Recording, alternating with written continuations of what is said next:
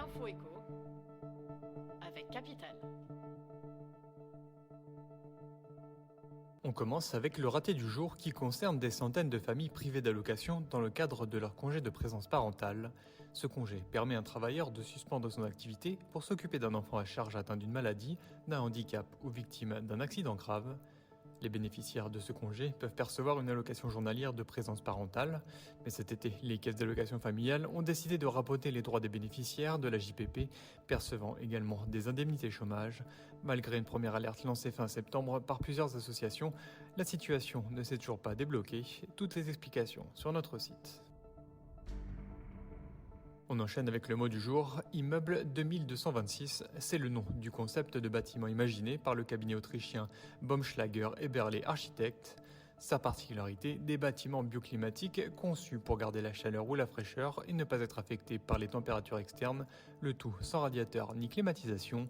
La principale source de chaleur est le soleil et la température reste toujours entre 22 et 26 degrés. C'est Lyon qui va accueillir le premier immeuble de 1226 en France. Ce projet de 23 logements doit sortir de terre en 2025. Plus d'infos sur cette innovation sur capital.fr. On poursuit avec le chiffre du jour, 208 000. C'est le nombre de particuliers qui ont fait le choix de l'autoconsommation solaire. Le chiffre de Français consommant une partie de l'électricité produite par leurs propres panneaux photovoltaïques a doublé depuis mars 2021. Avec la hausse des prix de l'électricité, de plus en plus de propriétaires de maisons se laissent convaincre par l'énergie solaire. Une explosion de la demande que la filière peine à supporter, notamment du côté des installateurs des panneaux photovoltaïques, ce qui se traduit notamment par un allongement des délais pour les candidats désireux de sauter le pas. Pour terminer l'info pratique, en tant que particulier employeur, vous envisagez peut-être de donner des étrennes à votre salarié à la fin de l'année.